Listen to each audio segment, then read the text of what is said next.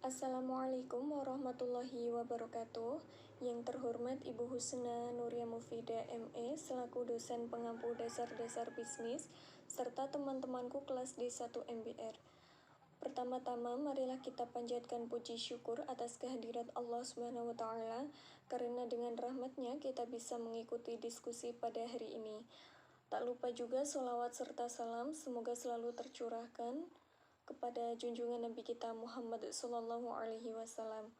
Nah, selanjutnya saya akan memperkenalkan anggota kelompok kami. Yang pertama ada Eri Safaun Naja, NIM 20203101112.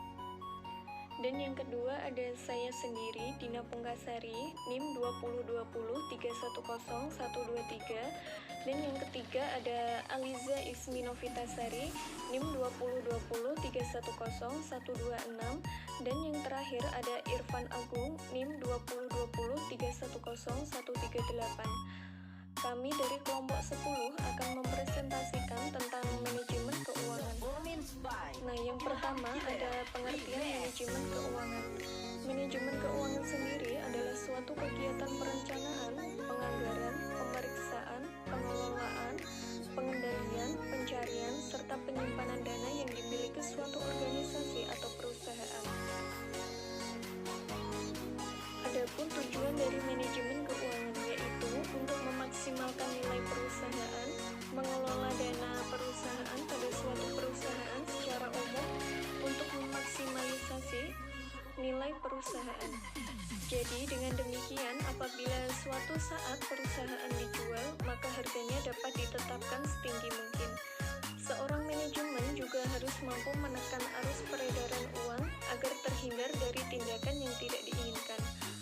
Namun, manajemen keuangan yang efisien memenuhi adanya tujuan yang digunakan sebagai standar dalam memberi penilaian keefisienan. Fungsi manajemen keuangan. Yang pertama ada perencanaan keuangan. Manajemen keuangan berfungsi untuk membuat rencana pemasukan dan pengeluaran serta kegiatan-kegiatan lain untuk periode tertentu. Yang kedua, penganggaran keuangan. Manajemen keuangan berfungsi menjadi tindak lanjut dari perencanaan keuangan dengan membuat detail pengeluaran dan pemasukan.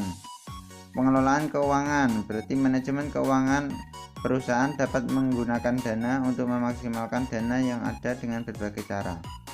Yang keempat ada pencarian keuangan. Berarti manajemen keuangan berfungsi mencari dan mengeksploitasi sumber dana yang ada untuk operasional kegiatan perusahaan. Yang keempat, penyimpanan keuangan. Berarti manajemen keuangan untuk mengumpulkan dana perusahaan serta menyimpan dana tersebut dengan aman.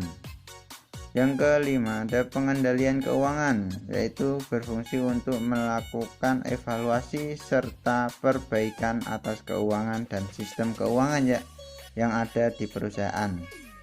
Dan terakhir, ada pemeriksaan keuangan. Berarti manajemen keuangan berfungsi untuk melakukan audit internal atau atas keuangan perusahaan yang ada agar tidak terjadi penyimpangan di perusahaan. Selanjutnya ada tugas manajemen keuangan. Yang pertama, memperoleh dana untuk perusahaan. Yang kedua, menggunakan dana perusahaan. Yang ketiga, membagikan laba atau keuntungan yang diperoleh dari perusahaan. Tugas manajemen keuangan yang pertama yaitu bagaimana caranya manajer keuangan itu memperoleh dana, dan dana itu untuk kebutuhan perusahaan itu sendiri. Nah, secara umum manajer keuangan ini bisa memperoleh dana itu bisa dari internal perusahaan maupun eksternal perusahaan. Nah, yang kedua ada menggunakan dana perusahaan. Menggunakan dana perusahaan adalah tugas manajer keuangan yang kedua setelah dana yang dibutuhkan itu diperoleh. Dan bagaimana manajer keuangan mengelola dana itu? Nah, setelah dana itu diperoleh, ada 3 alternatif dalam penggunaan dana tersebut sesuai perencanaan awal dan jumlah dana tersebut.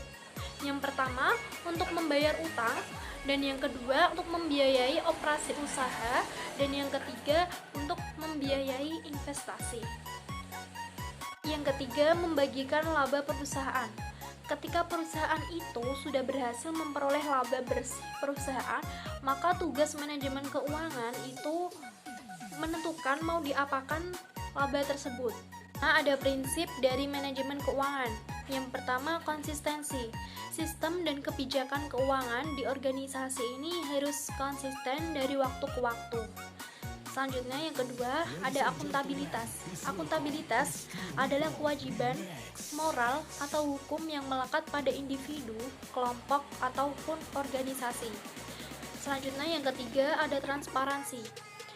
Nah, transparansi ini organisasi harus terbuka dan berkenaan dengan pekerjaannya, menyediakan informasi berkaitan dengan rencana dan aktivitasnya kepada para pemangku kepentingan. Yang keempat adalah kelangsungan hidup. Kelangsungan hidup ini merupakan suatu ukuran tingkat keamanan dan keberlanjutan untuk keuangan organisasi. Yang kelima ada integritas. Dalam melaksanakan kegiatan operasionalnya, individu yang terlibat harus mempunyai integritas yang baik. Selain itu, laporan dan catatan keuangan harus tetap dijaga integritasnya melalui kelengkapan dan keakuratan pencatatan. Aktivitas manajemen keuangan. Aktivitas manajemen keuangan adalah suatu tindakan untuk mengatur penggunaan sumber daya yang dimiliki oleh perusahaan dan dapat mencapai tujuan yang diinginkan. Aktivitas manajemen keuangan ada 3, yaitu 1. Aktivitas penggunaan dana atau menggunakan dana perusahaan. Tugas pokok dari manajemen keuangan setelah dana yang dibutuhkan telah diperoleh digunakan. 1. Membayar kewajiban atau utang perusahaan. 2. Membiayai kegiatan operasional perusahaan. 3. Investasi atau pengembangan perusahaan. Kedua, aktivitas perolehan dana, yaitu atau mendapatkan dana perusahaan. Aktivitas yang dilakukan oleh perusahaan yaitu mendapatkan dana internal maupun dana eksternal perusahaan. Dana internal perusahaan adalah dana yang berasal dari dalam perusahaan itu sendiri, dan dana eksternal adalah dana yang berasal dari luar lingkungan perusahaan. 3. Aktivitas pengelolaan aktiva. Setelah dana diperoleh dan dialokasikan sebaik mungkin dalam bentuk aktiva, dana harus dikelola seefisien mungkin agar tidak terjadi kesalahan dalam manajemen keuangan dalam perusahaan. Tujuan dari aktivitas manajemen keuangan yaitu memaksimalisasi nilai yang dimiliki perusahaan atau memberikan nilai tambah terhadap aset yang dimiliki oleh pemegang saham dalam perusahaan tersebut.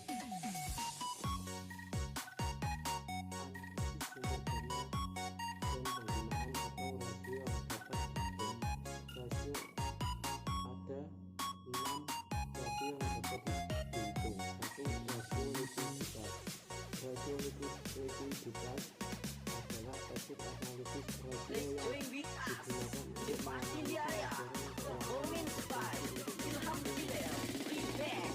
perusahaan. 2. Rasio leverage atau rasio keuangan yang menunjukkan tingkat utang yang telah dikeluarkan oleh suatu badan usaha atau bisnis. 3. Rasio aktivitas adalah rasio yang membandingkan antara tingkat penjualan dan investasi pada semua aktiva yang dimiliki perusahaan.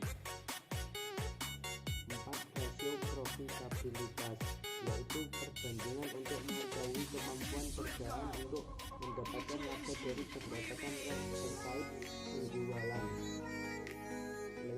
Rasio pertumbuhan, yaitu rasio yang mengukur seberapa besar kemampuan perusahaan dalam mempertahankan posisinya di dalam industri di dalam perkembangan ekonomi. Yang terakhir yaitu rasio penilaian, merupakan tolak ukur yang mengkaitkan hubungan antara harga pasar saham biasa dengan pendapatan perusahaan dengan nilai buku saham